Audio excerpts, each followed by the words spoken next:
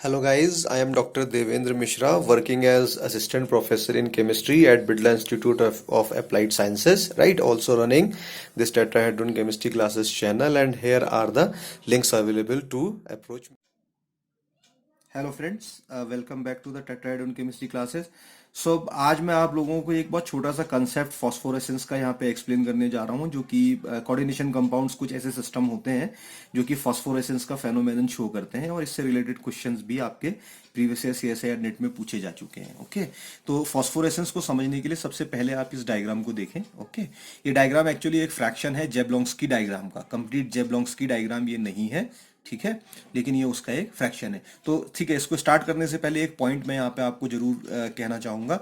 देखिए, कभी भी आपको मेरे वीडियो में कहीं पे कुछ एरर लगती है या कहीं पे कुछ गलती लगती है, तो आप एक काम करा करें कि सबसे पहले आप जो है डिस्क्रिप्शन बॉक्स चेक करा करें और कमेंट सेक्शन में पिन कमेंट देखा करें, क्योंकि जनरली जब मैं वीडियो शूट करता हूँ और मुझे उसके बाद देखने पे लगता है कहीं एरर हो गई है, तो मैं उसको डिस्क्रिप्शन बॉक्स में सबसे पहले लिख देता हूँ कि इतने टाइम पे ये एरर है, इसको ऐसे आप देखें, और मैं कमेंट को भी पिन कर देता हूँ। तो अगर एरर लगती है तो पहले उसको देख लें, अगर वहां पे नहीं आपको मिलता है तब आप मुझसे कहें कि यहाँ पे एरर है, तब मैं उसको आपका ठीक करूंगा। ये एक इंपॉर्टेंट बात है, इसको आप थोड़ा सा ध्यान में रखेंगे। ओके, अब देखिए इस डायग्राम में आते हैं।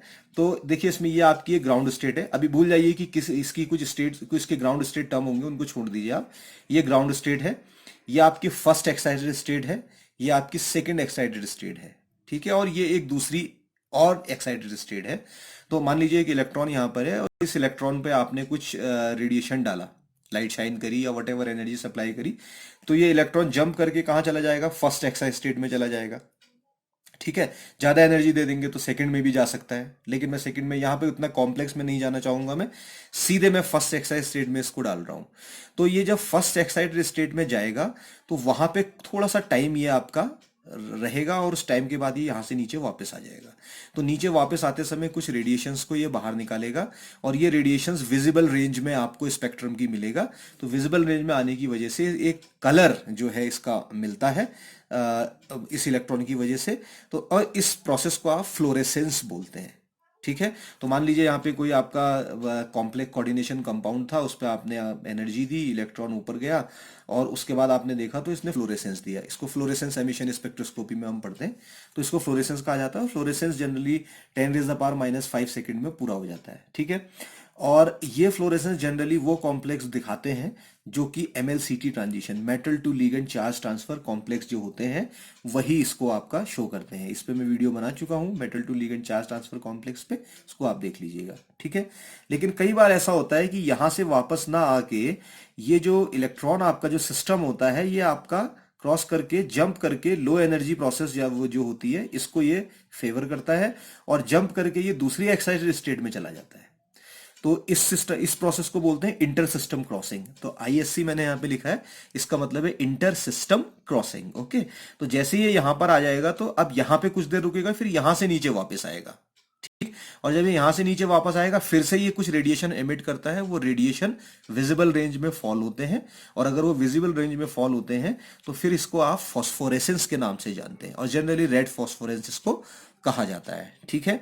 तो अब देखिए इसमें इंपॉर्टेंट चीजें क्या है कि ये जो आपका फ्लोरेसेंस था, ये तो 10⁻⁻⁵ सेकंड में खत्म हो जा रहा था ना। ये फॉस्फोरेंसिस इससे ज्यादा समय लेगा। कितना ज्यादा लेगा वो मॉलिक्यूल के ऊपर डिपेंड करेगा, ठीक है, इलेक्ट्रॉनिक सिस्टम के ऊपर, इलेक्ट्रॉन या लिगेंड्स के सबके ऊपर डिपेंड करेगा।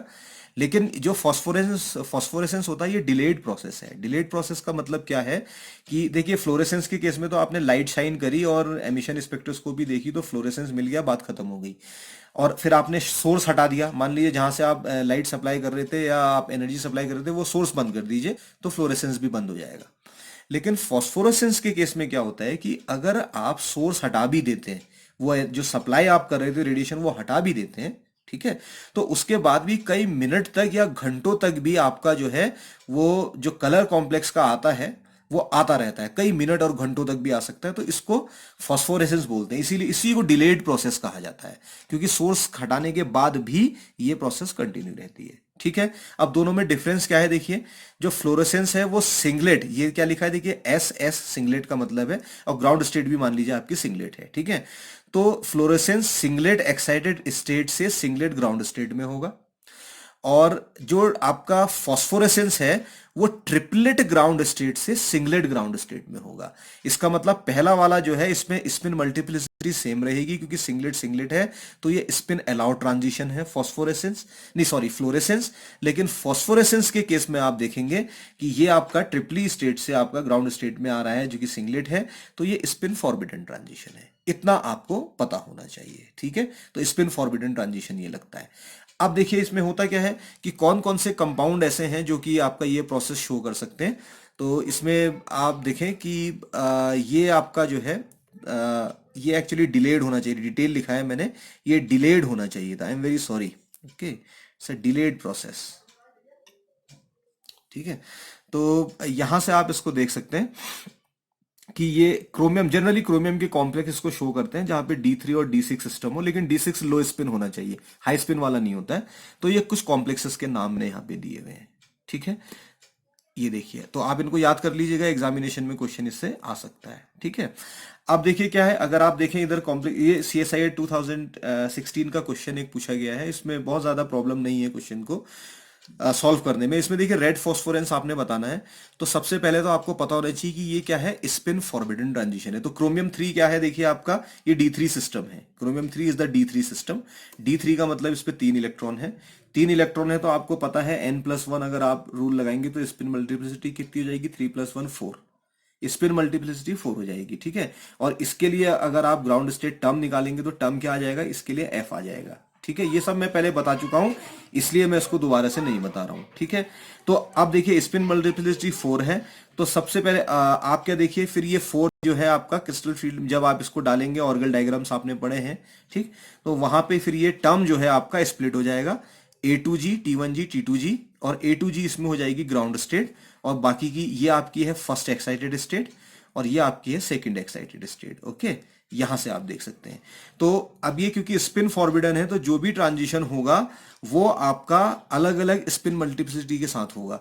तो अगर आप इस ऑप्शन को देखते हैं जो कि यहां पे मैंने कट किया हुआ है, वो इसलिए क्योंकि यहां पे भी स्पिन मल्टीप्लिसिटी 4 है, यहां पे भी 4 है, तो ये स्पिन अलाउड है, तो ये आंसर नहीं हो सकता।